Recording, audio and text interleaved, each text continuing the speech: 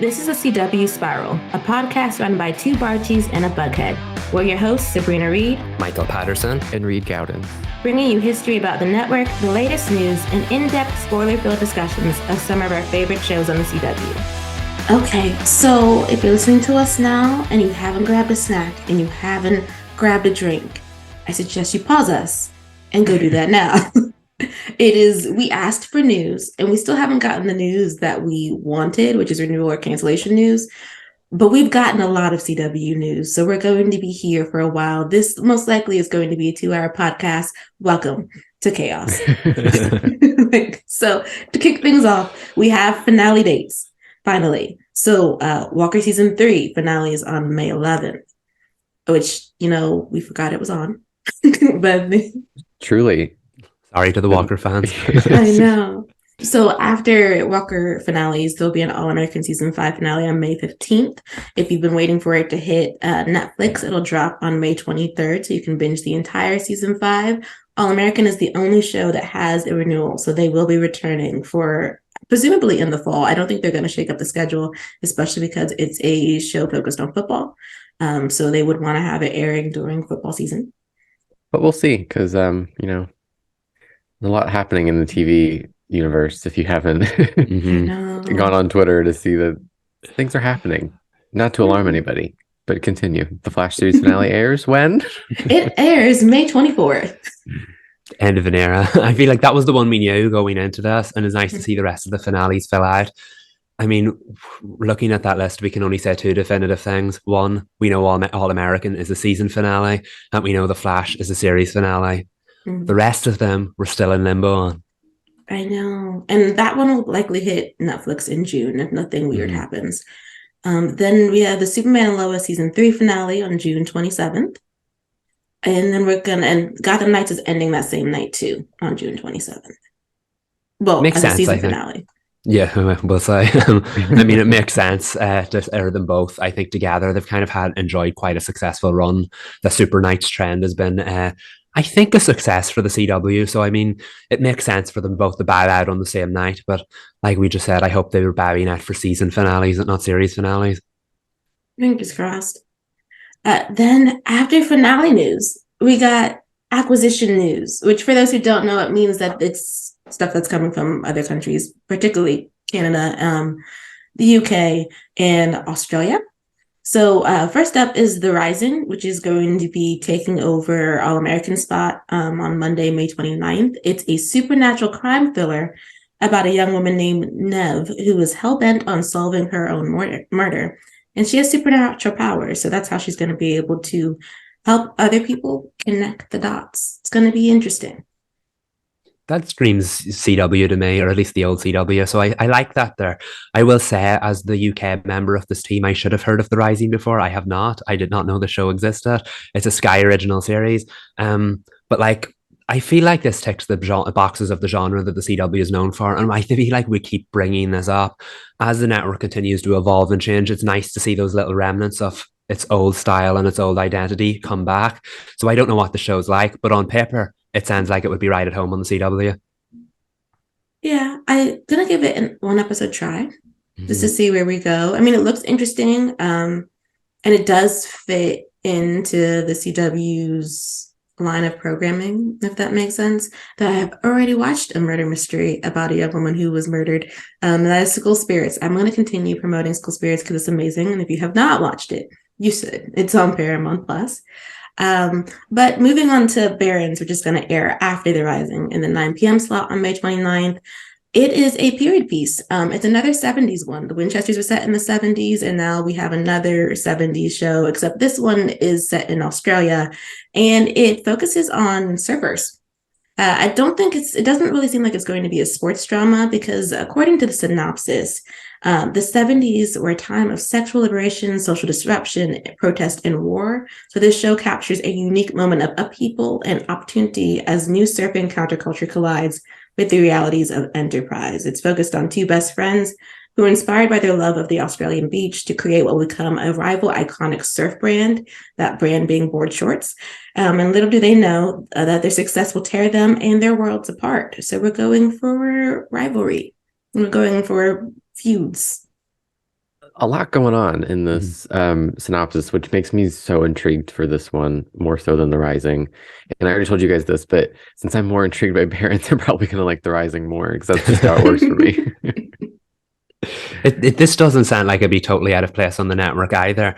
It is funny that it came in, or the announcement came in at the same time as The Rising, because they're complete polar opposites. But I feel like reading that synopsis, there's enough of CW kind of genre in there for this to work. Like you said, a lot going on. Interested to see how it goes, but like so far so good. I'm on board with this a lot more than some of the other decisions they've made lately. Yeah, it sounds like decent summer programming for the CW. Like it's a little odd for us only because of not quite used to the summer programming not being CW originals or shows that are returning. But I'm willing to give them a chance to see where they go from here. Same with Sullivan's Crossing, which is a fall acquisition. So we're starting to get into the 2023-2024 television schedule. And that one is bringing back 3 CW stars. There's Chad McElmurray. Did I say child? Chad McElmurray, Scott Patterson, and Morgan Kahn. If you don't know who Morgan Kahn is, she played Stephanie Brown on Batwoman. So they are trying to definitely hit their bases when it comes to having a built-in audience who's going to tune into this show. So Sullivan's Crossing is about a star neurosurgeon who appears to have it all, and her business partner is indicted for fraud, and she finds herself charged with negligence, which makes her leave Boston, so she returns home to Sullivan's Crossing, a remote campground by her estranged father, Sully. And there she meets Cal Jones. Cal Jones is played by Chad Michael so we're definitely probably going to get a romance with those two. Yeah, this is based on a book. I don't know if it's a book series. I should have looked that up. By the same author as Virgin River on Netflix, Robin Carr. So that fandom's definitely going to be tuning into this, especially since this is the debut in the United States. Like, I don't know how it's like, because we know that like Sweet Magnolias, Virgin River, those kinds of shows are huge on Netflix, but how will that translate on a broadcast network? That's what I'm going to be looking for, because I think out of the 3, this will be the biggest hit, and we probably won't compare them because it's 2 different, like they're not going to be on at the same time. But I think this could be a huge hit. Like this, it may not be what we want from the network, but I think if we're going to get anything, this feels right for a new era. I don't know. Yeah, this is the one of the 3 that excites me the most, because it feels like I'm going to say that there's enough CW in there, but it also feels like CW grown up a little bit. And I'm not just saying that because of for CW actors who have now gotten older, but it feels like kind of like what could be considered the next generation of programming to work on this kind of network. We don't know if that's the kind of direction they're going in, because Nexstar said a lot of different things and not all of them add up. So we don't know what the future holds for the network. But I agree, there have been a lot of shows in this vein that have been like super successful worldwide. How will that translate to a US only audience on the smallest of the 5 big networks? That's what's going to be interesting. But I think there's enough working for this show. And it feels, because we have actors who are familiar with the CW here, it feels like CW original enough, even though it's not, to maybe draw an audience, than more of an audience than maybe like the likes of, what was it last year, Devils, or some of those acquisitions that came and went without so much as kind of like a blip as far as audience goes. So I think this is a promising one. And I think the thing that excites me and terrifies me is that it's coming in the fall, because it means they're finally starting to make some movements with their scheduling here. But it is interesting though, because it has a 10-episode order, which we were talking about how that probably means it's going to fall into a Sunday slot. It just feels like it wouldn't be during a weekday, unless they're only going to air this during the fall and they plan to slot something else in the mid-season. I don't feel panicked yet when it comes to the CW original scripted content, because it just doesn't feel like it's a show that you would watch during the weekday. But I mean, we'll find out. But I do think they're going to promote it hard because of like the quotes that were dropped when the announcement was made. You have Brad Sports out here talking about how Chad McElmurray and Scott Patterson have returned to the CW, which definitely feels like this isn't going to be an acquisition that's just dropped on the channel and there's like no promo with the actual stars on the CW. I feel like we're going to be seeing Chad McElmurray and Scott Patterson and Morgan Kahn a lot. Yeah, like you can't fumble that. like they did with professionals. I'm whispering that so nobody hears me.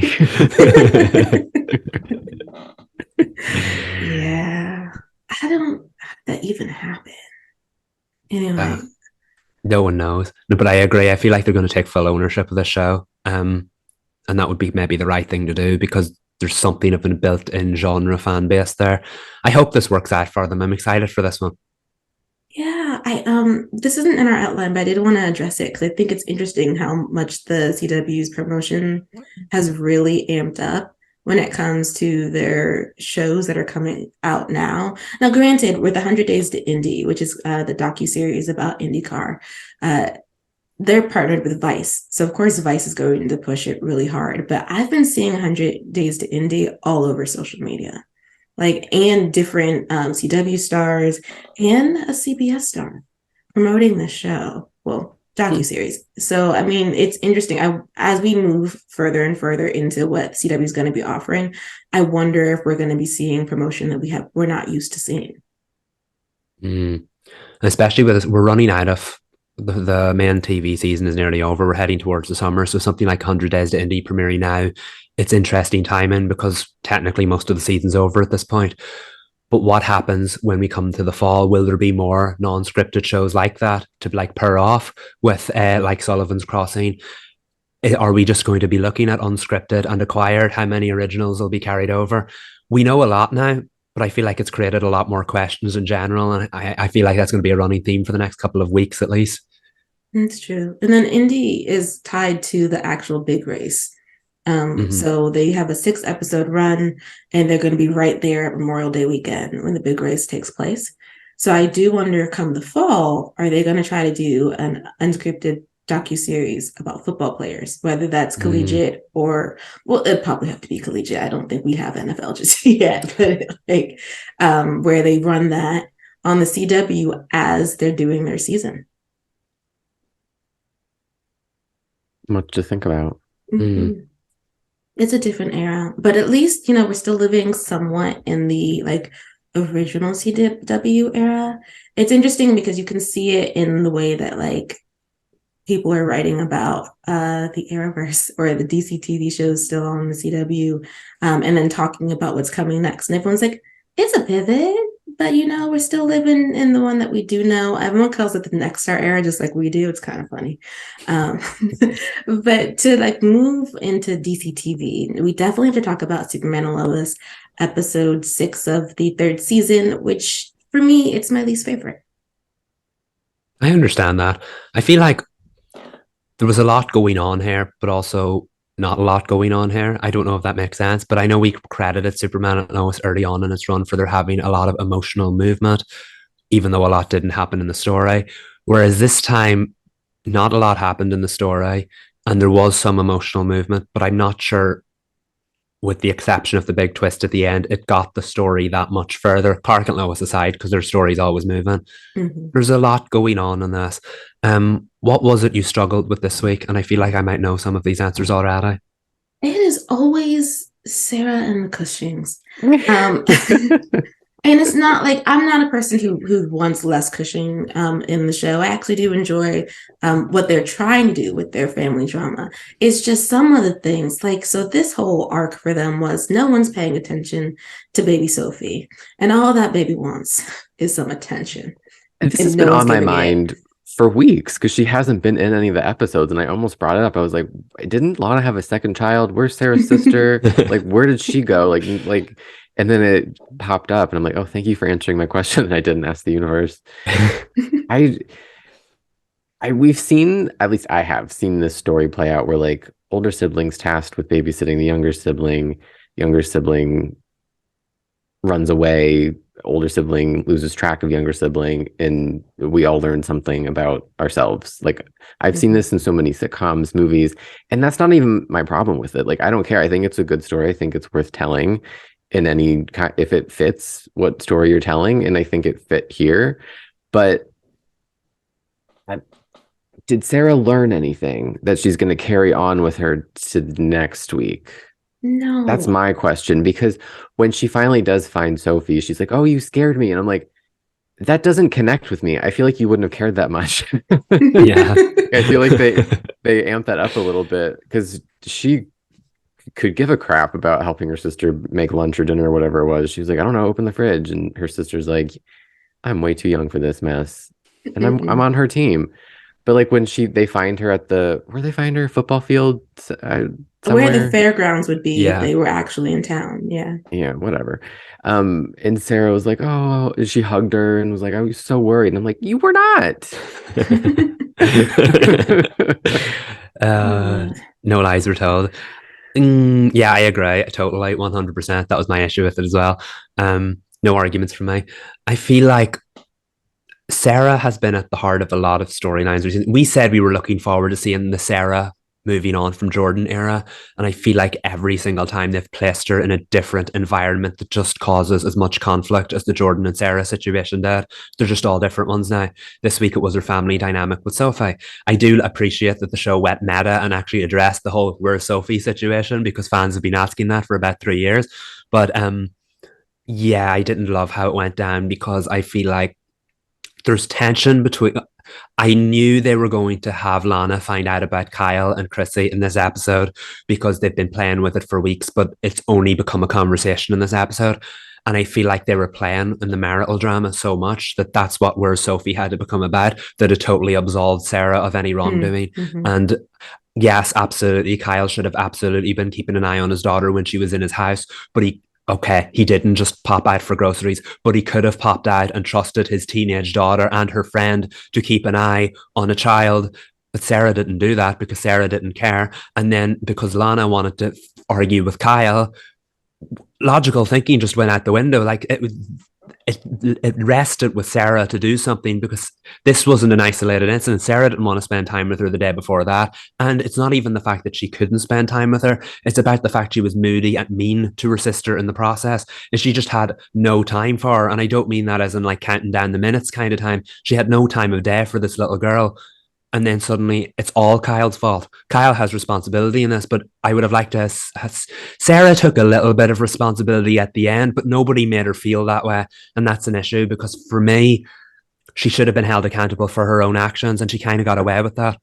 Yeah, that bothered me because I feel like it's not that you can't have a dynamic with siblings on TV where the older one just really doesn't have time for their younger sibling. It's more so that like we need to at least address it. Like this wouldn't have happened if you just made the baby a sandwich.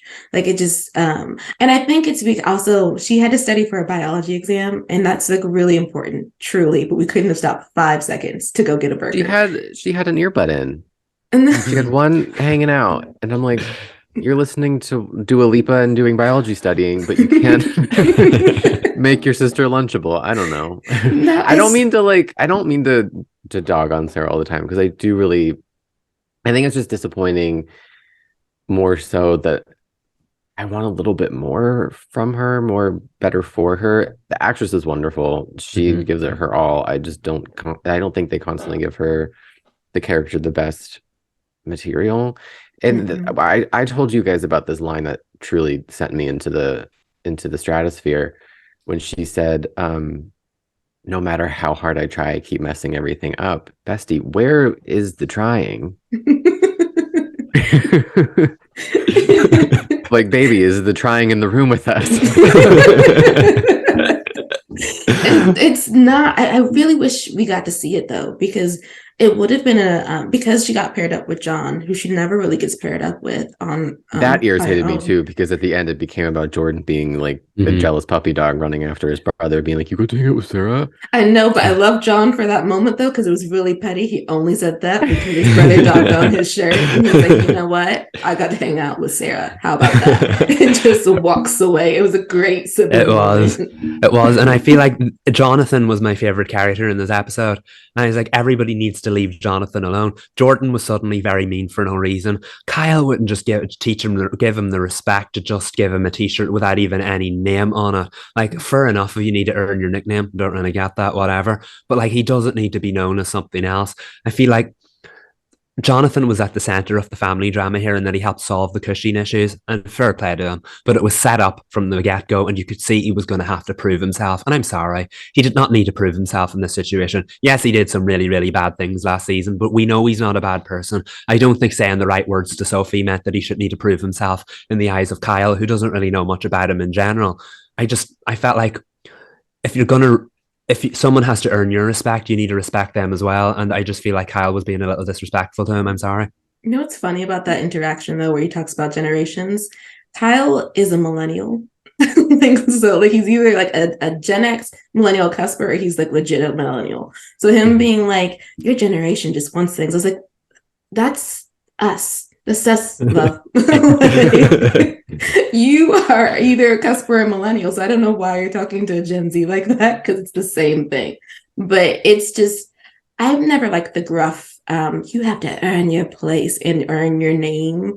Because I think it's just courtesy to call him by his actual name. I've never like that. So like a shirt that didn't have Rusty on the back would have been just fine. And he was doing everything he was supposed to be doing. It's interesting to see this journey for John, though. I like that he's trying to, figure out how he can be heroic, because it's what he wants to do. I also, I did like his comment to Sophie about how he feels left out in his family, because even with Lois being human, she's Lois freaking Lane. So like even when his mom was like, we're the two humans, we got to stick together. He's like, yeah, but Mom, you're like the world's best reporter. Like, it's not the same thing. I'm still trying to find myself. So I love that that they're trying to give weight to Jonathan's own heroic journey. Jordan's not doing that, but Jordan's not going to. But I do love that Lois is giving it weight. And I believe Clark is too. But Clark had a lot to do this episode emotionally, so he didn't exactly get to focus on Jonathan. He had to focus on Jordan and Lois. Can we jump to the end of the episode when Clark is finally like opening up to Lois, and Tyler has that big like monologue and he's crying? My favorite performance of the episode was just Bitsy reacting to that. Like that would that's my favorite kind of acting, is when you're just watching somebody react and you can see that they are in it and they're feeling it. I was like, oh my God, Bitsy giving us everything. It was so good. It was, and I feel like that was the perfect like emotional resolution to the story, because Clark's been on a journey this season, and it's only now that he's starting to talk about it. And I know you could kind of see the writing at hand when he was like, it's not for me or whatever, but I feel like that's something Clark Kent would do.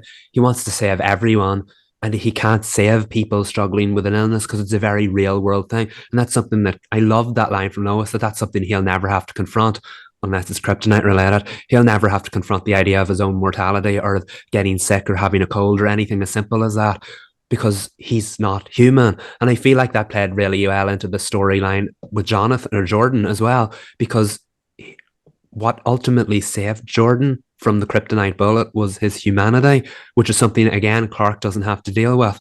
So I feel like throughout the episode, he kind of had to see the, like, obviously the fragility of humans, but he also needed to see the beauty of humans, and that they're willing to fight because they're weaker than Superman, and that they don't lose every battle, but that he had to acknowledge the fear of loss in order to move on. And just Tyler and Bitsy, when they were at loggerheads, Clark and Lois, and they wouldn't relent. Beautiful scenes, and I love the fact that it's built into the storyline with Jordan as well. And yeah, we'll get to how Jordan was infuriated, one of the more infuriating parts of the episode. But I mean, like, you did understand where he was coming from, because Clark was not confronting his problems and he was like ignoring them. So there was a lot of emotional, heavy movement in the episode, and I really appreciated all of that. Speaking of Jordan, was this the first time, I can't remember, that he's worn his little Superboy goggles? Yeah.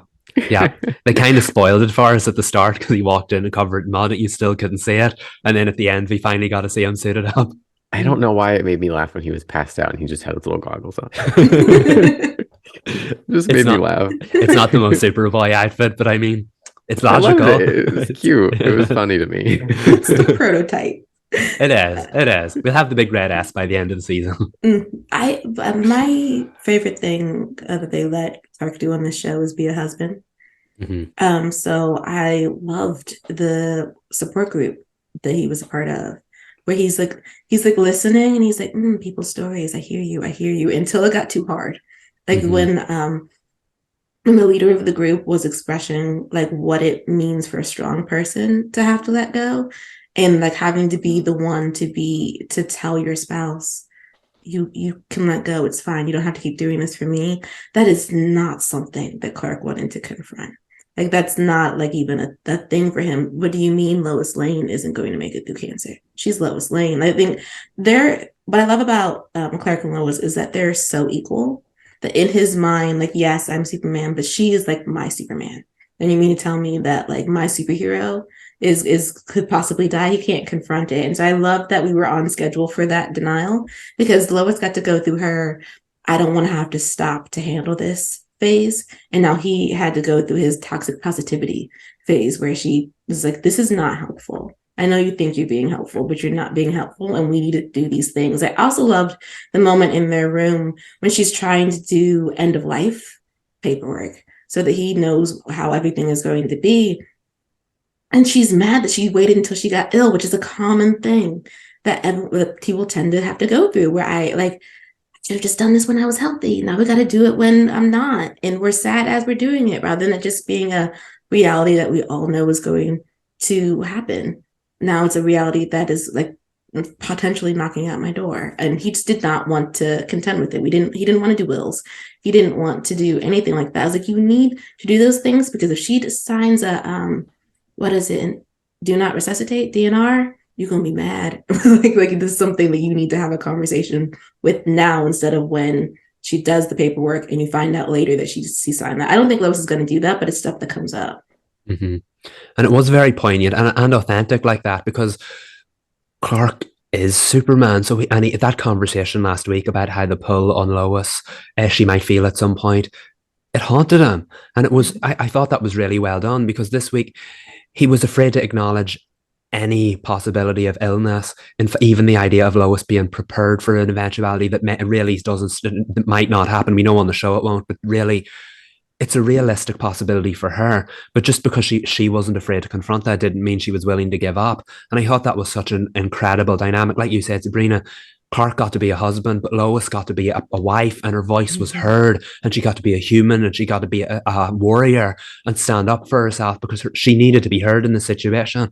And we don't get an awful lot of conflict between Clark and Lois. And you say conflict, it never really raised the conflict stage, but like, it was powerful stuff, and I just wanted to appreciate the show for handling that really, really well, and in such an authentic manner.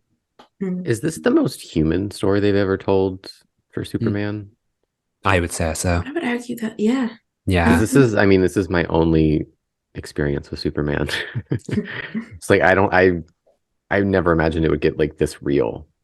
Like this like human, this like I imagined it would be like villains and kryptonite and larger than life stuff, but this is like we have a superhero dealing with real life, and it feels groundbreaking as someone who's never watched much superhero content.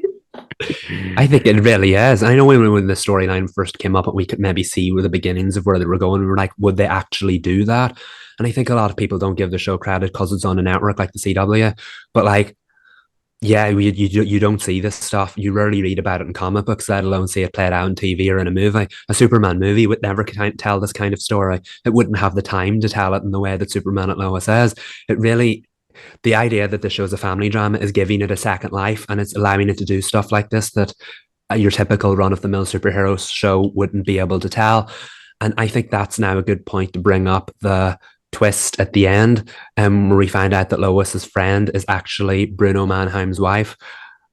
Never did I see that coming. And I feel like if this was on a show like The Flash or whatever, when a random character was introduced to pair off with maybe the second or the other lead, not in the main storyline, you'd see they were going somewhere with this. But Superman and Lois has such an authentic way of meandering around real world stories. You're just like, oh, this is a subplot. Oh, this doesn't need to add up to anything. In the same way that, was it Candace's dad showed up a few weeks ago, and then they had a 2-episode arc, and we haven't seen that man since. I don't think that's going to lead to honestly anything. For the best. Yeah, exactly. But like, I just figured this was going to be an important character plot for Lois, and it still is. But I didn't think that by the end of the episode we're going to say, oh, that's onomatopoeia. So, I mean, like, credit to Superman and Lois. It's continuing to break ground, as Reed said, and try new things and pull the wool over our eyes when we least expect it. I know. I mean, she probably doesn't see it as a villain love story, but I do. One of the things that's going to be interesting, I think, with this reveal, as we move further into the season, is the juxtaposition and the parallels.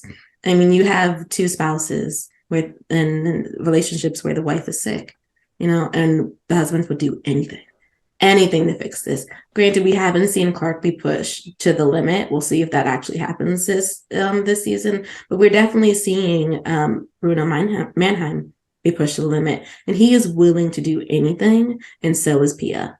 Like it will be what will be. If people die, they die because they just both desperately want her to continue to hang on to life.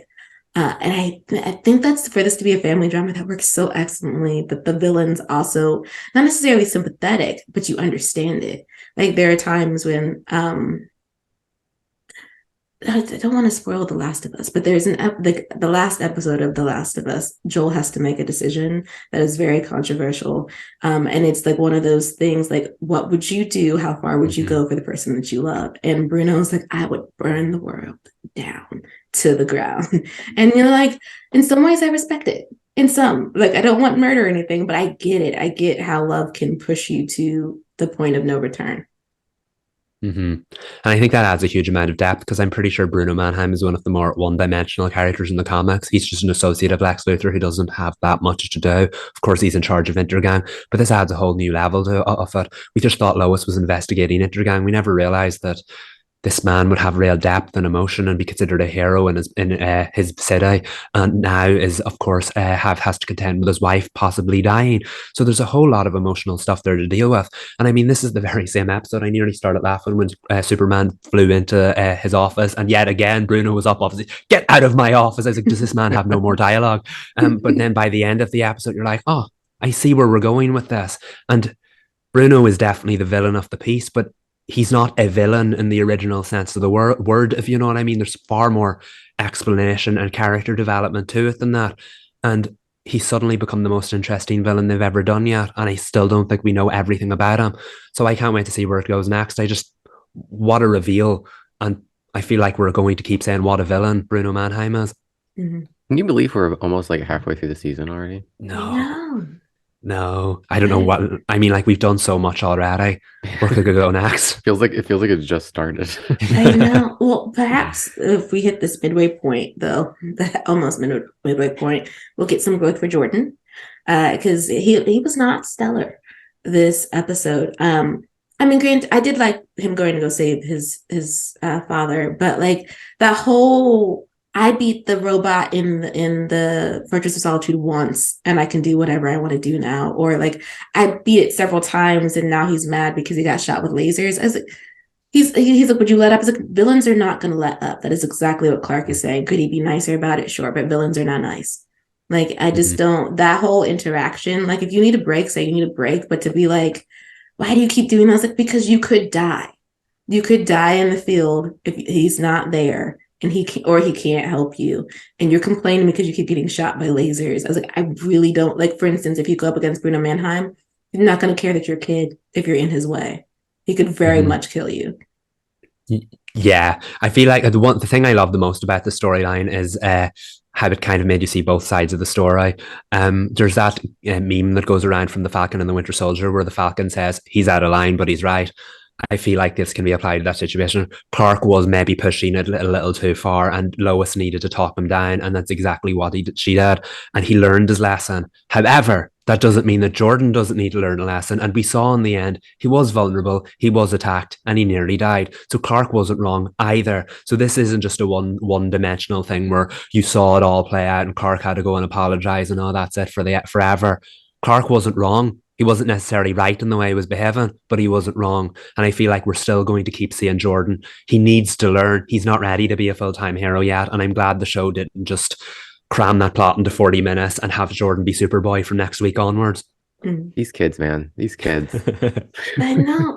Just like Sarah didn't learn the lesson, it doesn't seem like, neither did Jordan. Them two are perfect for each other. Because all Jordan was excited about was that, like, he apparently is not affected by kryptonite like his dad is. And I was like, you only needed to be shot once with it. They still could, still could have killed you. All she would need is a knife. I just don't understand why we're like, yeah, I don't know. It's not the same weakness. I was like, it's not, but you can still die by pointy things or bullets. Like death by sharp objects is still an option for you. So I just don't, I don't know. But, I guess I'll let him have it. He can have the win.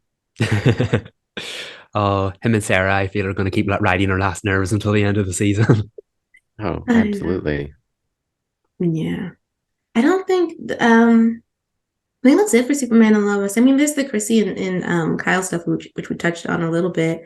I guess we'll see how well or unwell that plays out. I feel like she's going to get hurt. She said she didn't want to be a side piece. And I was like, he's divorced, so it's not a side piece. You should have asked about being a rebound.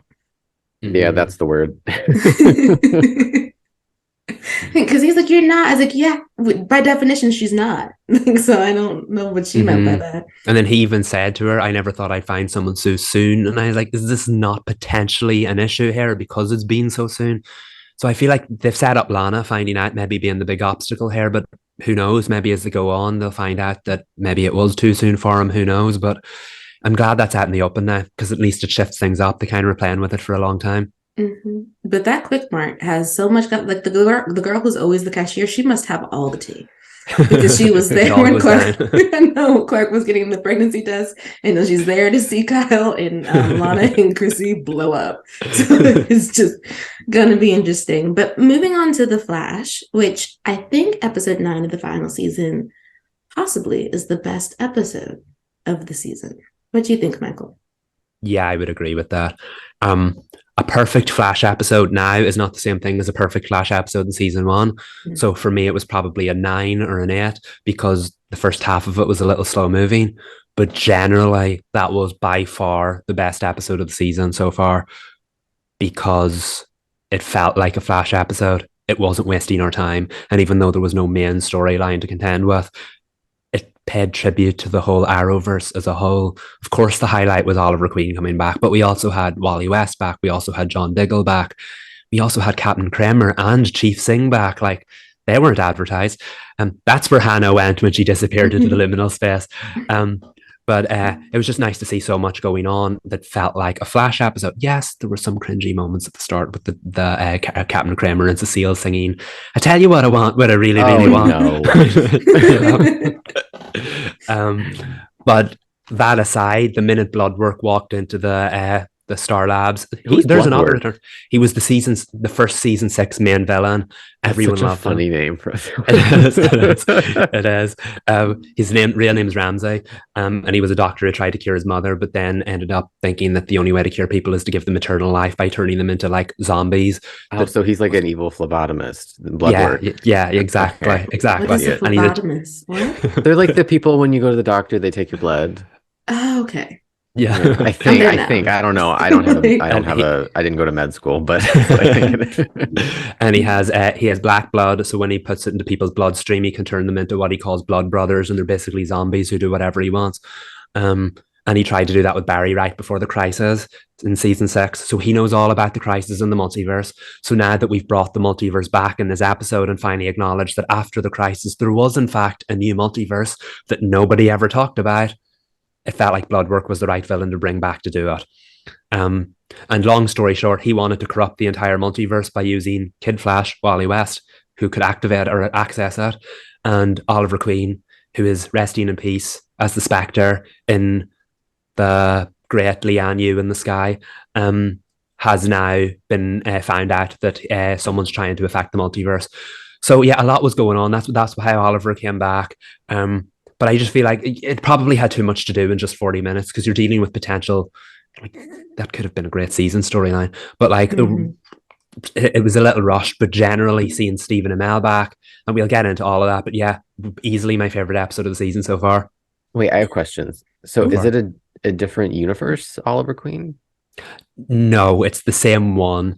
That he's just alive again. Yeah, he died at the end of Crisis because he became a being called the Spectre, and when the multiverse was destroyed, he had the power to rebirth a new multiverse. Naturally. Exactly. But technically now it's called the Arrowverse, get it? The Green Arrow birthed the multiverse. He's dead basically, but the deal he signed up to was that if he became the Spectre, he could live happily ever after with Felicity in the afterlife. And that's what he's been doing. But when now that Ramsey is trying to corrupt the multiverse, the rule of the Spectre is that the Spectre can get involved if the multiverse is at stake. So Ramsey took like a field trip to like back to reality. Yeah. I'm exactly. With you now. Okay, gotcha. So Ramsey infected Kid Flash, and Kid Flash killed Barry. Like I feel like we kind of skipped over that. Barry died in this episode on his 30th birthday. Kid Flash killed the Flash, and then when Barry woke up, he was on the island that Oliver spent 5 years on, Lianyo, and he saw Oliver there. And he was like, no, you're not real. But Oliver was like, no, it is me. And they had a lovely hug. And Oliver was like, Barry, let go, Barry, let go, Barry, let go, because Oliver's not a hugger. And then Oliver explained everything. There's a new multiverse, and Ramsey's going to corrupt it, and we need to stop it. So Barry was dealing with something, and I don't know what you think of that, Sabrina, some of the like emotional baggage Barry's been dealing with. I thought if it was actually what was happening in season 9, it would have been like amazing. It's not what was happening in season 9. The acting was superb, though. Mm-hmm. I will give that to them. So, what is he going through? So he was like, he just doesn't feel good enough as the hero of Central City, which is not the plot we've been going through for season 9 at all. So what Oliver ends up doing it, because Oliver is basically Barry's mentor, is reassure him that he's doing exactly what he needs to be doing. He is being the light of his city. He is helping people. He's doing what he set out to do. And I just feel like we already have Leader Barry. We don't need that step back, that regression just didn't make sense. I would have felt better if something had happened in the previous episode, that maybe he failed in a way that he hasn't failed before, or he made the wrong decision and it affected someone terribly. But none of that happened in the previous episode. So like for Barry to be like, I just, maybe I shouldn't be alive, because we had suicidal ideations for like a hot second. And I was like, wait, Barry, we were not in that darkness at the time. Because the reason why Oliver can't initially bring Barry where he needs to bring him is because in order to like bring him back to reality, Barry has to want to go. But apparently there was a small part of Barry that didn't. And to be fair to the Flash as a series, Barry has always had survivor's guilt. That has been something that he has always had to deal with. And that man has always taken the opportunity to die. Like if there is an opportunity, he will throw himself toward it in the name of saving everybody else. And that is a part of his trauma and everything that he's been dealing with. And he definitely has PTSD. But that just was not where we were at the time. So I was like, he's been handling his survivor's guilt, though. I wish... That reminds me of Buffy. Ooh. When she sacrificed herself in season 5, and then they resurrected her, and she's like, now why'd you all bring me back? And I thought that was a great story in Buffy, but I feel like I completely agree with Sabrina. It just felt episodic, and I'm like, this would have been a good story for the final season of The Flash. Why are we doing it in one episode? Because here's an example of how out of the blue it felt. Because it was started with Barry's 30th birthday, one of the guests was, of course, John Diggle. And Diggle handed Barry, as a present, Diggle decided to gift Barry with Oliver's bow, the bow and arrow that he used during the crisis. And Barry didn't want that because Oliver was just another one of his many friends who had died. And Diggle was like, sorry to hear about Caitlin, that must have been rough. And Barry responded, yeah, having Keon helped. And I'm like, how does having a lookalike, a Danielle Panabaker lookalike, help the fact that your long-term friend died and not a single person on this team grieved her death? But sure, Barry has survivor's guilt because Caitlin died, even though not a single tear was shed over that woman. You see the disconnect here. There was no emotional aftermath, no gravity to that woman's death. And now 9 episodes into the season, they want us to believe that they've all been tearful and crying about it, but it's been okay because we have a lookalike on the team. You know what would have been a nice hook if they had actually given them a grief arc for that for the 8 episodes, so that when you get to Barry's been dreading his birthday because he'll be spending his birthday, milestone birthday, without one of his best friends. And especially if she was younger than him by like a year or something. I don't know how old Caitlin is supposed to be. So then you have like, I'm turning 30 and she'll never get to turn 30. Exactly. But they didn't do that. In fact, his birthday comes out of nowhere because I don't believe they ever mentioned it in the previous episodes that his birthday was coming. And the story that came up with her, we all said that we thought Barry was older than 30. Well, it turns out Barry is older than 30, but something he did with a mad scientist last season or whatever genetically modified his cells by giving him 3 extra years of life. So he's already turned 30, but biologically, because of that, he was given 3 extra years. So now is his 30th birthday, even though he's technically 31 or 32 or 33. But who would elect to celebrate your 30th birthday again? Exactly. Apparently Iris. That's the thing, because she threw the surprise party. It makes no sense for her either. Because she with her characterization, she'd be like, honey, you're 33. I'm gonna put a 33 on this wall and we're gonna have some nice cake. I don't think she'd indulge that you got 3 extra years, so we're gonna be 30 for again. Yeah, exactly. Like if you this is just like TV continuing to push the agenda that 30 is an enormous deal. Like we grew up with that narrative in every show. Like there's an episode of Friends where they all turn 30 and they're all feeling some kind of way about it. I'm like, stop with the 30 propaganda. Can someone just turn 33 and feel weird about it? It's okay. And it's really true. Like if that man lives to be 103, he's going to live to be 103. He's not going to be running around saying, I'm technically 100, but I've been on this earth for 103 years. So I don't understand why we needed to celebrate his 30th birthday.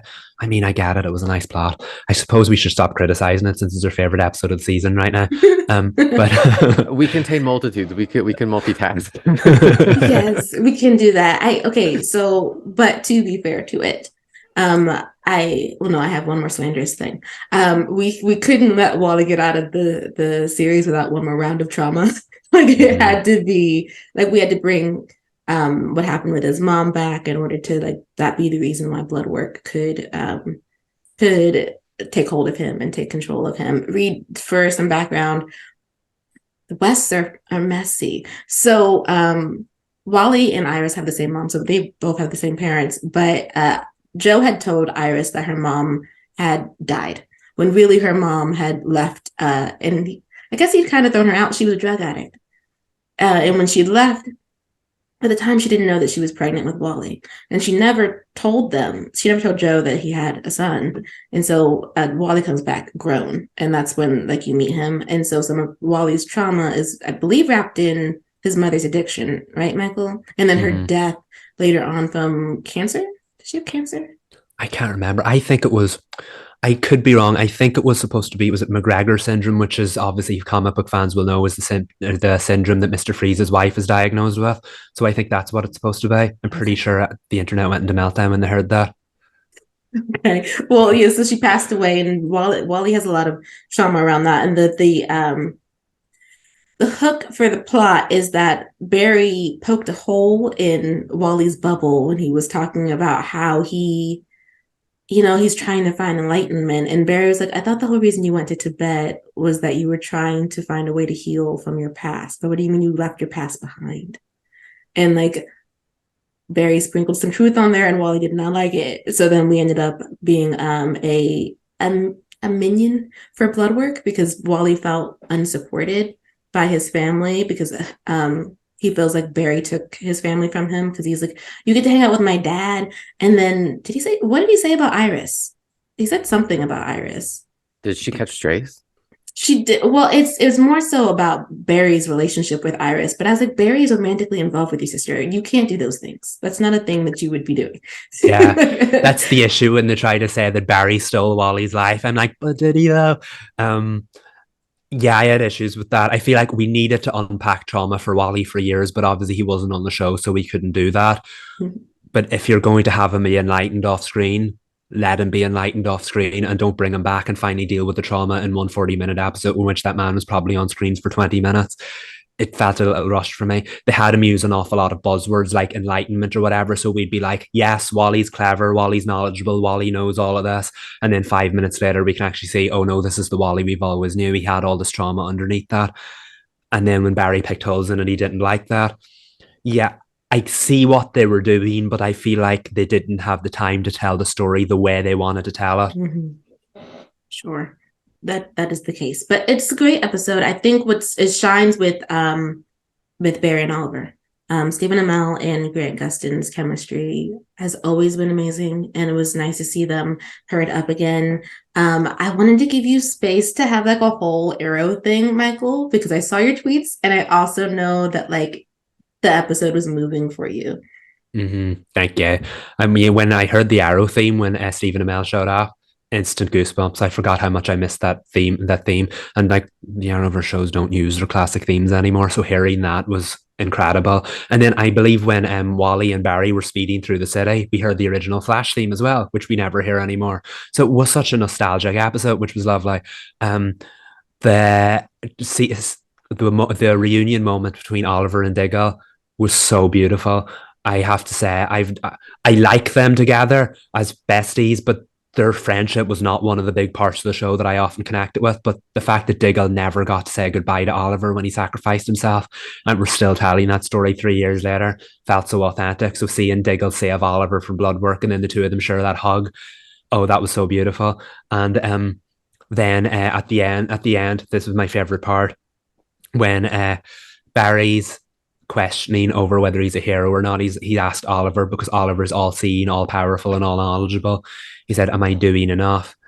Oliver said to him, "Well, are you watching over your city like a guardian angel? Are you saving people in a flash?" Which is the exact dialogue Oliver said to Barry in the very first episode of The Flash when he gave him the name The Flash.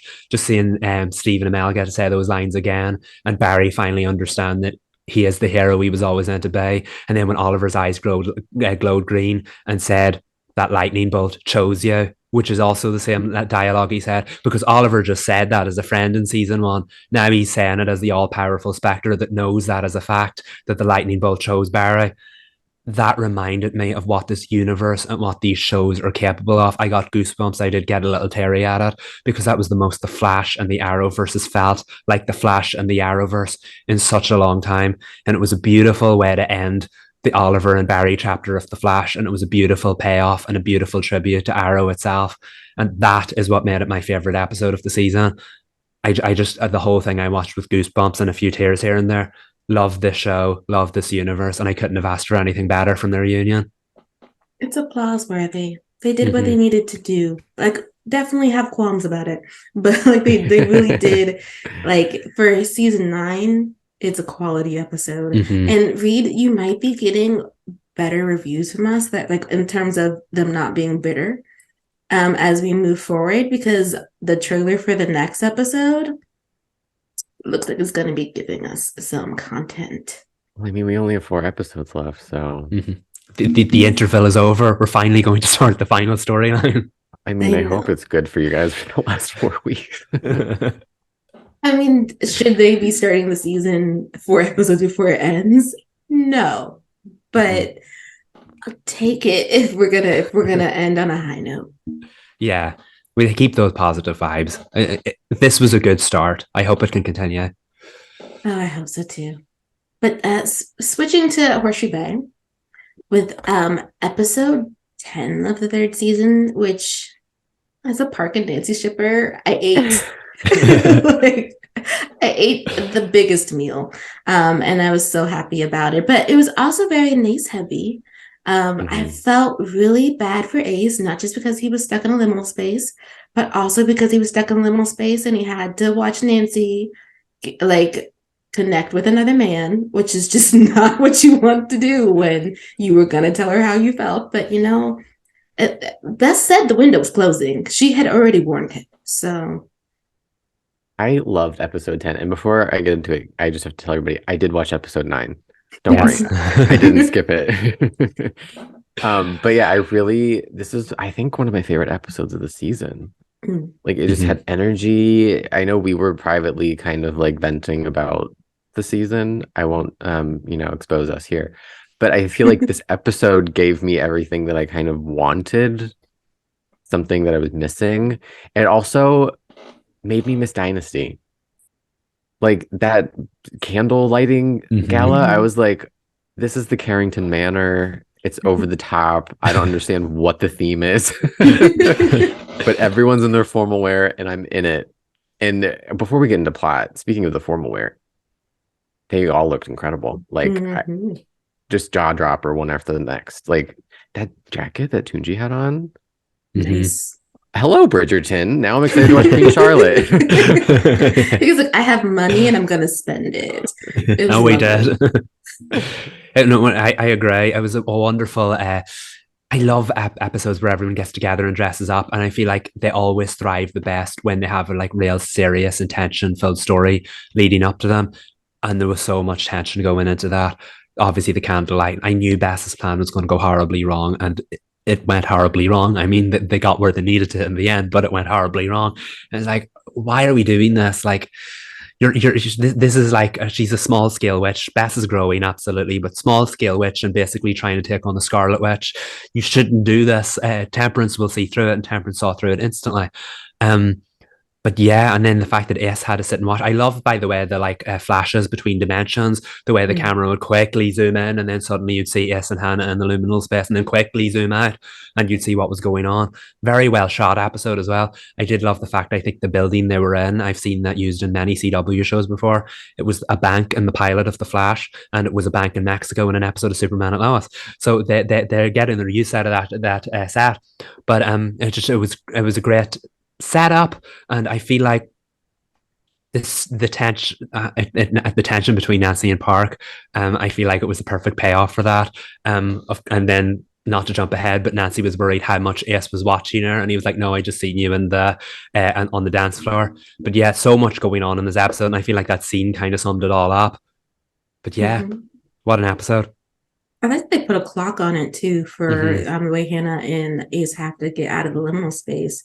And because it adds tension, that like it upped the ante of the tension. Like obviously we knew that he was not going to just disappear into ether. That was scared for Hannah. I don't, because your main character can stay, but your recurring character, she might get lost in liminal space. But I just felt like I like the supernatural storytelling in this episode a lot, especially with the how touching things and trying to get people in the real world to figure out you're doing something is exhausting. And that like there's a cost to everything. I love when things have a cost, because I hate when you can just do supernatural things and there's like nothing to it. Not that I haven't enjoyed that in shows, but I feel like it's better when there's a weight to it and there's a clock. And there's a lot of emotional work going on with Ace and how he's like, trust me, I am connected to Nancy. I can make sure we get out of this space. He was really, really trying to trust in his bond, and I like that it kind of wavers just a bit. In the like he doesn't give up on her, but like that last ditch effort of putting his hand on her shoulder to try to get like the Morse code thing going. Excellent choice of emotion right there by the writers. They really did build it up very well. I do love it when there's a clock on it and they spend the whole day doing nothing, because we did not get much of Nancy, Ace and Hannah in the watching Nancy. We got one scene of them. Ace tried something that was remotely successful, and then never seen them after that. And I'm like, wait, you left it until you only had 2 hours? What were you doing the whole day? But then they really did kick into gear at the party.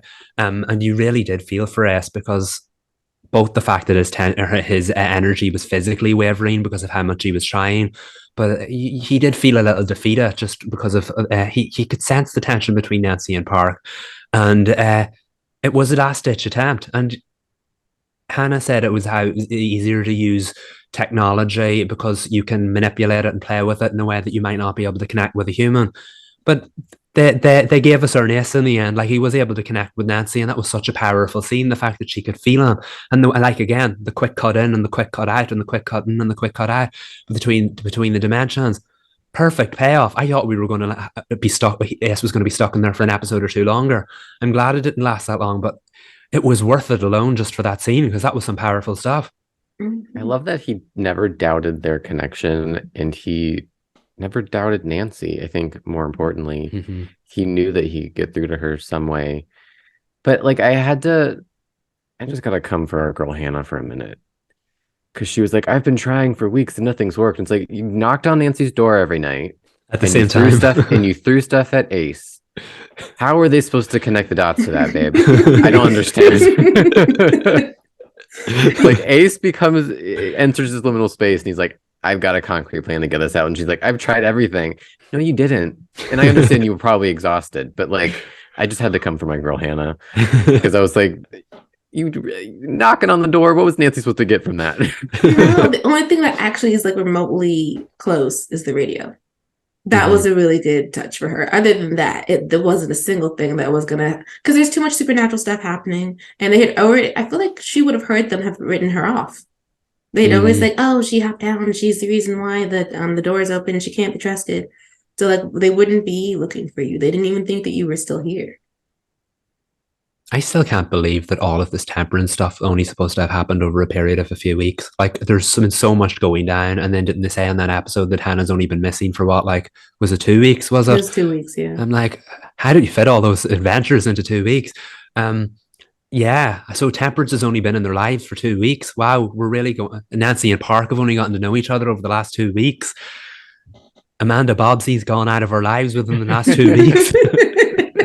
That's why Time and Nancy Drew to me is always so funny, because I feel like we've been there for months and they're like, actually, it's been like, it hasn't even been a month. And I'm like, yeah. Really? Okay.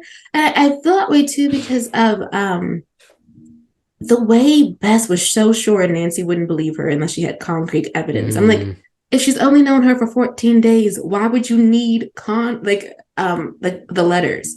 You've been her friend for months. She can just trust your word.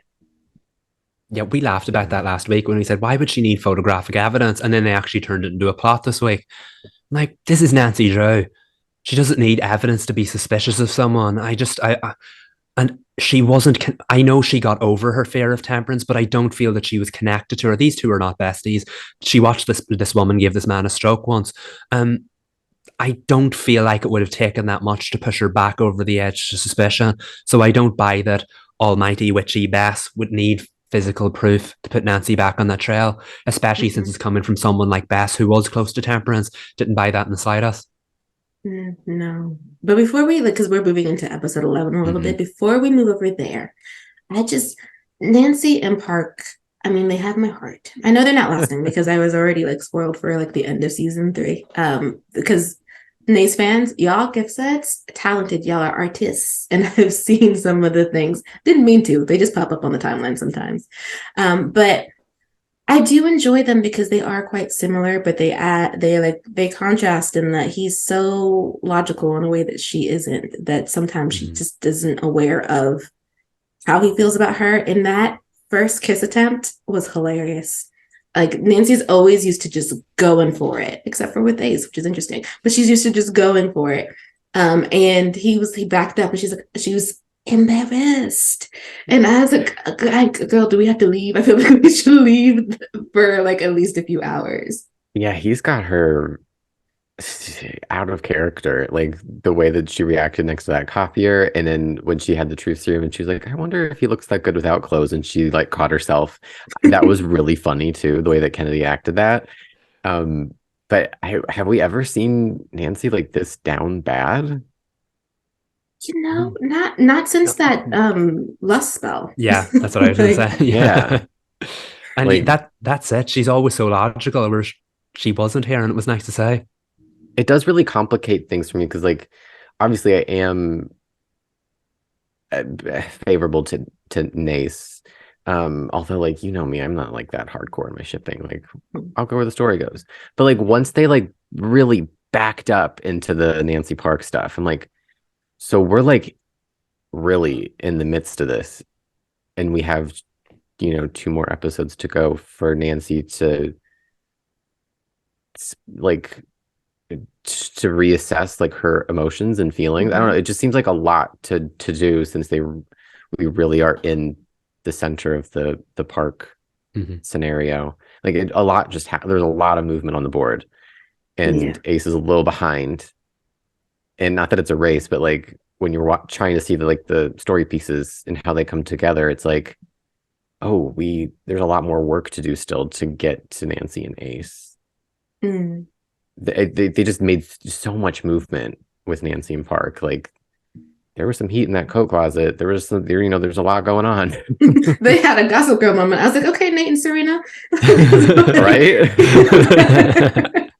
And so like when that happened and she's very much wrapped up in Park and her feelings for Park, when you get to episode 11, I'm just going to skip right to the end when Ace tells Nancy his feelings. And like, I get it because before she was suppressing those feelings and then she wanted to tell them to him. And then that just didn't work out for her because he was leaving with Amanda. Her being stock still and just staring after him after he was like, yeah, I have feelings for you. And like Ryan interrupts it and then he just leaves and she can't even pay attention to what Ryan is talking about. I was like, Park was in the lead, but now Kennedy's acting as me like, Nancy, you're being very compelling right now. Like Park who at this moment. It's giving like when Park was talking to her and she got a text from Ace and then she just was not responding the way she had been to Park. Which is interesting. I just don't know if they like the writing. What's pulling this off is Kennedy's acting, because I think the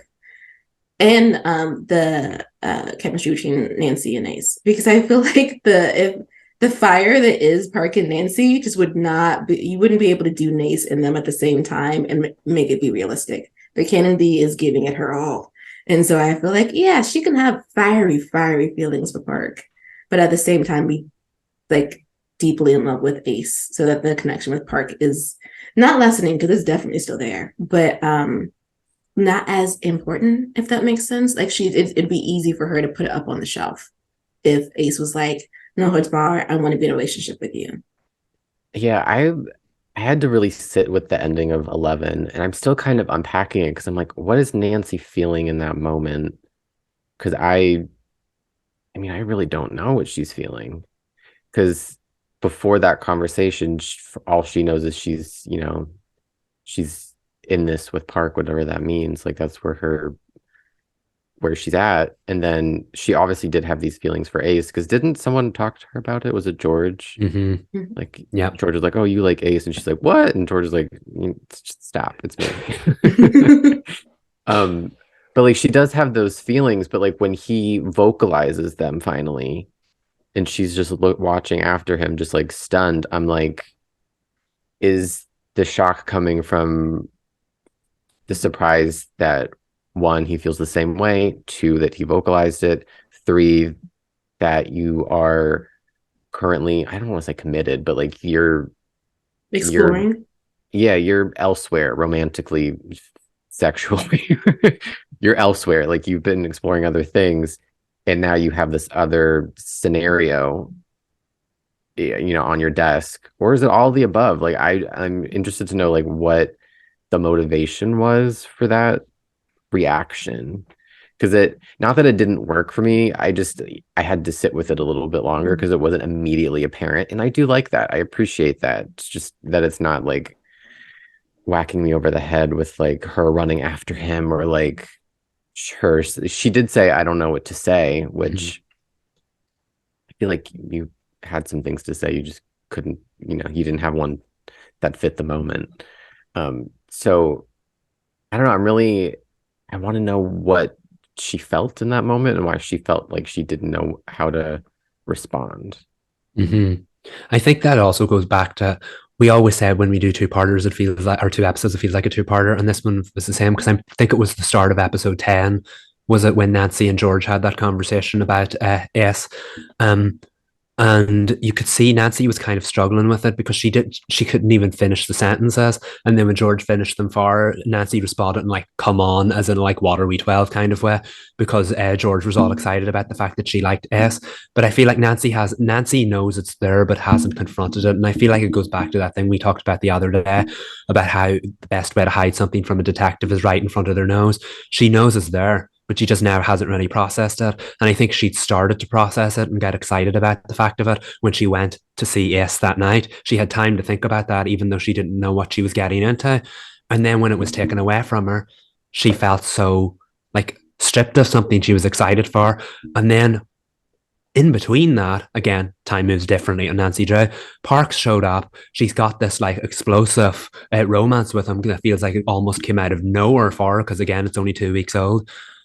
And now Ace has confronted her with it again, when I think she kind of put that in a box slightly so that she could focus on Park, and is just taking her completely out of left field. So I feel like she's confused at the moment and doesn't know what to do with it. Of course, we know she feels the same way. I love that moment with George where she was like, "Oh, I mean, what?" Because George seen it coming all along.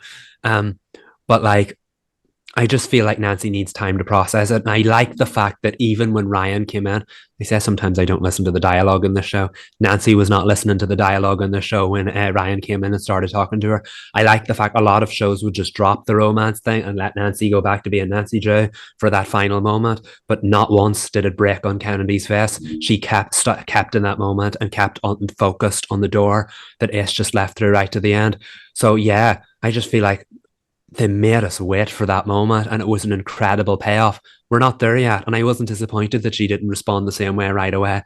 I think it was such a genuine, authentic reaction for someone who usually has all the answers, not to have the answer right away in this situation. Yeah, but you know what's interesting about this series? They love a low-key love triangle. I feel like there's one in every season, like for Nancy, right? So you have season 1, it's Nancy and Nick together, but there's like Owen things going on. And then we're still, did Nancy and Nick break up in season 1? They did. Then we have Nancy feeling weird about Fanson, and like that's a low-key thing going on.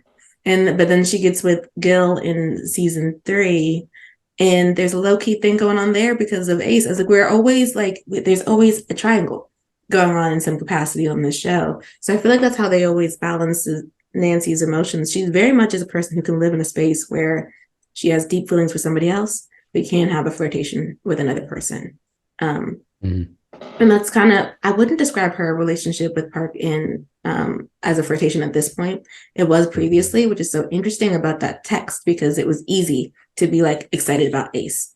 But they are definitely past flirtation now. So like for Ace to be like, I have feelings, well, now we have an issue. Like, what do I do? Like, obviously the answer is going to be Ace. We all know this. But I do, in these last few episodes, I'm curious to see how we get there, like how she's able to process, especially when so much is going on. Like we have temperance things afoot. She's still like my least favorite. But the plot is getting a little bit more interesting. We removed the lovers pact thing in episode 11, and they made it about like Charity trying to split her soul so her mom couldn't have it, so her mom couldn't unlock something. And I lost the thread to that plot, if I'm honest, but it seems like it's more interesting than what they've been doing with Temperance. Yeah, I feel like this story, a lot of it's gone over my head. I said that last week. I do try to keep up, but they keep churning out a lot of names, and I'm like, wait, who's this person again? It's just there's an awful lot going on in it. I like Temperance as a character, but the big twist being that she was the villain all along is not that surprising to me, because we kind of knew that was coming. Maybe it's just because we have such high expectations with Nancy, and that the show always subverts her expectations. I feel like this one was really predictable. Maybe there's still going to be another twist towards the end, but changing the actress who plays Temperance does not mean we've changed the story. It feels very predictable from the offset. I hope there's more to it than that, and I hope it has a good payoff. I have faith that the show will deliver on that front, but Temperance isn't interesting to me because she's exactly what we thought she was going to be, and giving us the story in the middle where she might not be that, only to reveal that she is, didn't really do it for me, if that makes sense. Yeah. So wait, let's walk through this because I want to try to see if I understand it. So what's the guy with the claws and the hat and the doll? Copperhead. Copperhead. So the people that he's killing in town are people who are descendants of Charity. So they have like a piece of her soul. So they're descendants of the people who were on the battlefield that Beckett put her soul into. Okay, so they have a part of her soul. And Temperance wants those parts. But the Copperhead is trying to kill them before Temperance gets to them. So in 11, they try to save that guy from the jury so that he doesn't die, but also so Temperance doesn't get the piece of Charity's soul. But that didn't work out, right? That's where we're at. Yeah.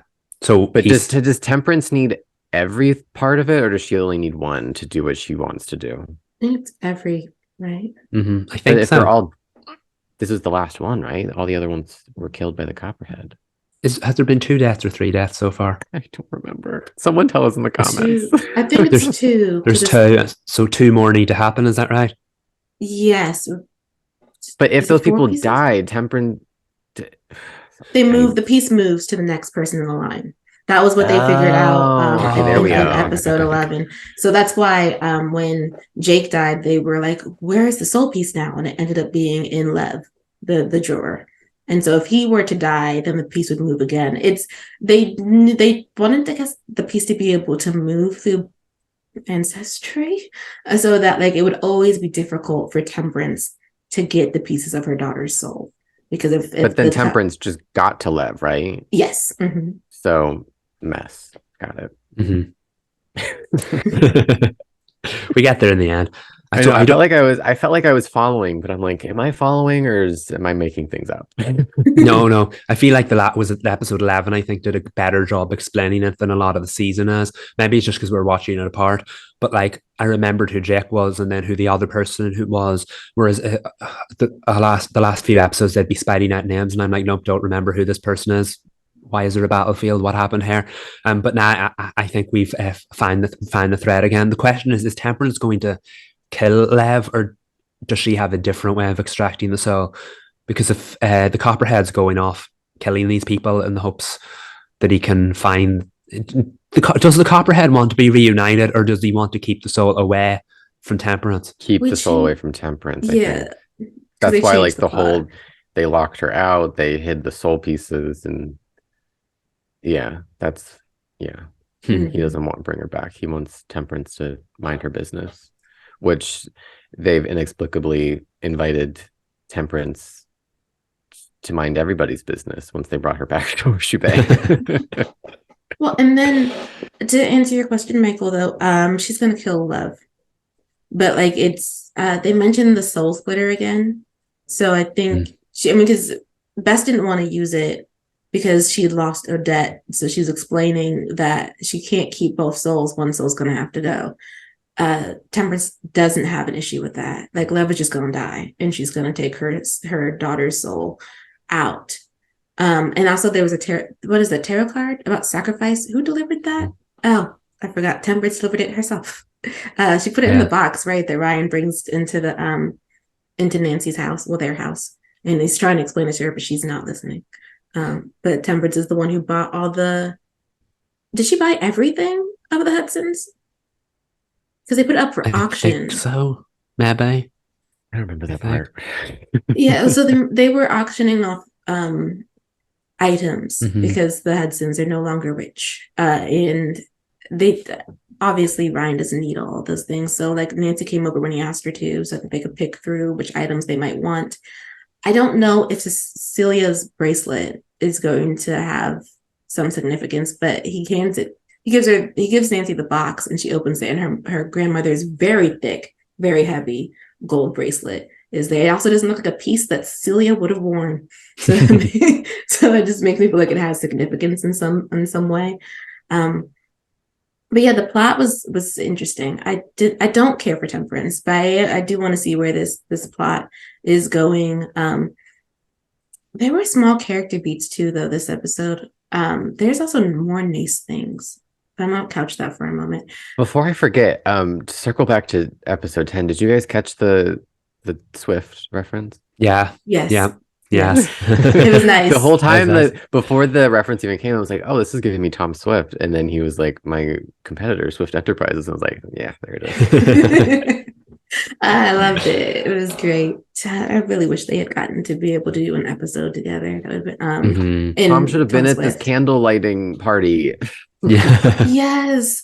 He would have been so great in it. That is like his that's his world. Opulence. Oh wait, I got distracted because now I have an episode 10 thing, and it is an Ace thing. When Nancy turns around and Ace is like right there, and she hugs him. That was a great small moment between the two of them. I really enjoyed it. There was a lot of nice Ace content in these 2 episodes. Moving away from Ace though, because I realized we left Vanson in the dust. They are okay. I'm just gonna keep it 100. They're annoying, and I just I'm kind of glad that they're separated right now, because it has given them both an opportunity to shine as individuals. And I just really didn't like. I mean, I loved actually the truth serum thing that was going on in episode 10. I felt like it gave everybody an opportunity to be honest, because literally they couldn't. I felt like the truth was like extreme. Like a lot of it was like there's truth in there, but you said it in a way that I feel like is dramatic. Like the thing that Ryan said to Nancy, I was like, whoa, low blow. Like that is wow. And then I feel like when Nick and George were having their fight, there was truth in what George said about like, you wanted to save me. That's true. But then I don't remember what else she said, but I was like, you took it too far for me. Like, it doesn't work anymore for me in this argument. Like, you had me with you wanted to save me, because Nick does definitely have that kind of, it's not as extreme as like Archie Andrews, his like savior, like complex, his Superman complex. Nick just, I remember I talked to you guys about like how each of the Drew crew is like love languages, and Nick's love language is just like being there for people, and like, did I make him acts of service? I don't remember. Or yeah, but that's that's part of his his character is like I don't want to make it sound like it's like a toxic way of like wanting to save people, but like, he's that figure. He wants to be that figure. I've always called him like the dad. Like that's kind of like what he is. But what else did she say? George made it toxic because she said she went to like the trauma thing, and Nick had to look on his face, and I was like, yeah, I'm with you on that one. She went a little too far, and I feel like we could have dialed that back. We did a little too much in that truth telling. She said you wanted to be with me because you wanted to save me because you couldn't save yourself or something. And it was very like, ooh, we're not coming back from that one. We already weren't coming back from because the way that he enters that conversation is she's talking to Bess, and she's concerned that the only reason why she and Nick are still together is because she's never had a good guy before, and perhaps they're not actually soulmates. Perhaps it's just that this is the first time she's had a healthy relationship, and she's never known what that looks like, and she's trying to lock it down. And I was like, that's a real fear to have. I don't know if we should have it at the gala that he's attending. You know how many times I had to rewind that because it came right after Nancy was like, I wonder if he looks that good with his clothes off. And I was like, how did we get to Nancy being thirsty for Park to George spilling her guts and having a he's right behind me, isn't he moment? Like I rewound it like 4 times to be like, how did we get there? Why did she say that? Why was it important that Nick overheard that? Like there were a lot of Nick and George moments that I had to like watch a couple times to let them sink in and to understand why they're happening. Because I'm not on board with the breakup. Like I feel like something that George said, I don't know if it was 10 or 11. She was like, I want to grow beside you, but I want to, do other things. And I'm like, if you want to grow beside him and you love him, I don't understand. Like, you didn't have to get married. You can be together and also go work with Carson if that's what's going to bring you joy. Go to law school. But I don't understand why you have to blow up every aspect of your life. Stop working at the Claw if you don't want to do that anymore and work with Nick. Like, I don't know. Sometimes these like breakup things, I feel like they just happen because they're like, oh, we need to break them up. We're bored. And I'm like, I feel like it could still be compelling if they didn't get married, weren't engaged, still together, but wanted to explore other aspects. Because they talked about like, he was like, you want to date other people? I think this was the truth serum fight. And she was like, I don't know, maybe. And I'm like, when do you guys have time to go like date people when you have temperance and copperheads and there's just a lot on the burners, and I don't see you going on Tinder to go on dates at Jake's Cafe. Like, it's just I don't know, it took a lot for me to not to I feel bad saying stuff like this about the show because I love it, but I don't know, they just aggravate me, this couple, because I don't fully see the vision yet, I guess.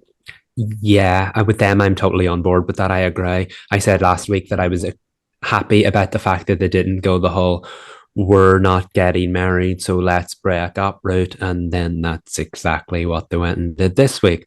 We said last week how they're hitting every predictable, what's that word, trope with them, and there's another one, and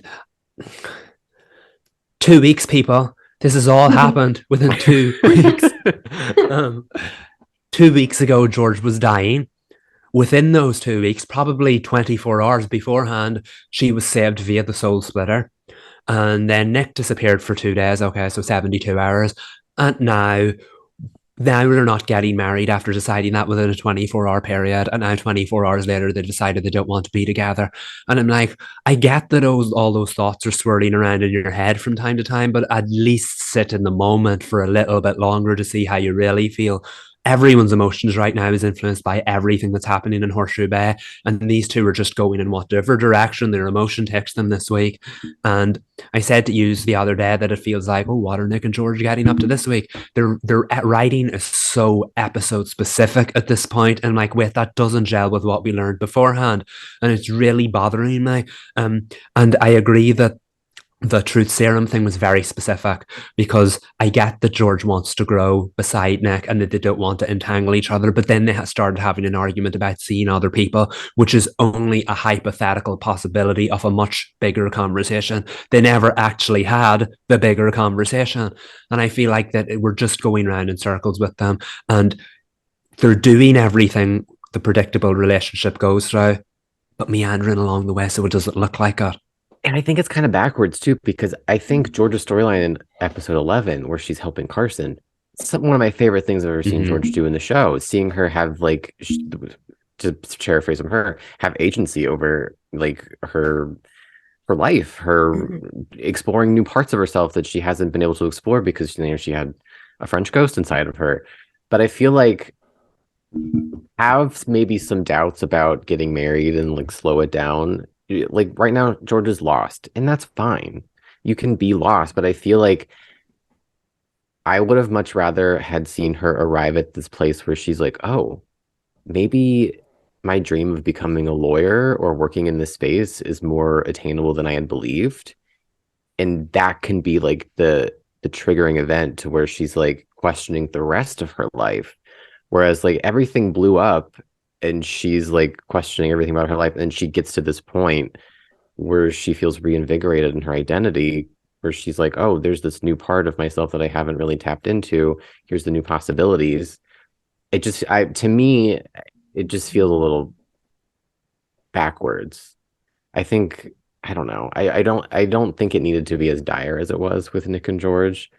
I think we could have slowed it down a little bit to get to her on the jury, or not on the jury, but like helping do legal work with Carson and taking stock of her life and what she wants. I think that, to me, would be a more compelling character arc than what has happened. But that's just me. I feel the same. And we'll never know. We'll never know. We won't. But I just, to enter this, I thought that even though, I'm sorry, Nick, the thought about it being like, I'm in a healthier place, and I love Nick. I really, really love Nick. But could I be still happy in another relationship? Like, that is a thought that, like, I was like, oh, explore it. Like, she doesn't have to be in another relationship, but I wish it wasn't just, oh, they broke up and now next episode I feel empty. I'm emptier than I've ever been. And, she's regretting that line of thought. But like, it's actually an intriguing one, because she's never really been in a healthier place than where she is now. And so this idea that, like, maybe I was rushing things with Nick, maybe I could be in a healthy relationship with somebody else. Maybe I shouldn't put all my eggs in this one basket when I'm like 20. Is a fine thought. Just like, it's fine that if she was all ready to be with Nick, then she could do that too. But I like that, like, they gave George a moment to be like, I'm doing great. Like, I'm doing great, and possibly I could do great doing other things. And maybe I shouldn't, just tie myself to Nick, because Nick is ready. She's not. And I think that is to explore that more would have been more interesting than an instant regret. And maybe they are going to do that. I loved her basically being Carson's law clerk and running around town and doing things. And I loved that Nick, ended up on the jury duty for supernatural reasons and actually became integral to keeping that teen out of jail. Mm-hmm. Like an emotional speech. Tunji was acting. It was amazing. It was amazing. It was incredible. It was such a powerful performance. And I like to see Nick and George thrive as separate people. I know that sounds silly to say, but I feel like so many of these shows, when the supporting cast they group into the same storyline, which is like Chester and Allegra on The Flash, this is obviously much bit higher standard than that. But I feel like when they don't have time to tell these important stories for each of the characters, to just put them in a relationship and then have them tell the same story about them. It was nice this week to see George and Nick get spotlight as separate people. And then at the end, you got that kind of like nod from the two of them to each other because they worked well together, even though they weren't really working with each other. I feel like we're probably going to see them fall in love with each other all over again, and that might be nice to say. Still feels a little sudden considering how high the animosity and all was in the previous episode, but hopefully we're getting to better places with them because I just want to see them both thrive as separate people. And then if that's in a relationship, hopefully we get to that stage before the show finishes. But see, I feel like that was the truth that wasn't expressed with the truth serum. Mm-hmm. Do you guys ever watch a show and a character says something and it's like, you're not saying as a viewer, what I think you should be saying from what I'm getting at? And I feel like that was what was happening, was like, I think what George needed to express is that, like, at least my reading is that as she was working with Carson, like, she found an independence and a sense of self that she hadn't had before. And like I said, like, that could kick off her like questioning everything and feeling like, I want to explore this and feel like I can do something on my own and see where that takes me if that brings us back together. But I don't feel like that was the truth that was expressed. Mm-hmm. And maybe as a viewer, I'm reading it my own way. I have to remember that my perspective is different than the story that they're telling. But yeah, I don't know. It didn't completely work. So I'm ready to see what they're going to do with Nick and George with the final 2 episodes and then season 4. But to circle back to Nick, man, I love when he gets his episodes where he really just gets to, I love a Nick episode. Mm-hmm. I really do. We really got to dig deep. Like, we were solving, we were investigating, we were doing our thing. And then he got pulled into the justice side of it. And that conversation at the table where he was like, y'all are really willing to write this man off because you want to leave or because you've made assumptions that you're not supposed to be making assumptions about. I did love the way that he spoke to the woman who was like, if the parents are bad, so is the kid. And he was like, what do your parents do? Like, I love that. And like, you're not a doctor, right? I mean, sometimes you have to meet people with what they're giving you because they say things and they think they're correct. And you're like, okay, well, by that logic, let's lay this all out on the table and I'm going to feed you your logic back to you and see how it's not completely correct. And I loved seeing that in action. Mm-hmm. Like, it's a good reminder to have that, keep that in mind because it's so applicable today. Like, there's so much incorrect information, so many convictions that are based on pure fear and hatred that's not completely just.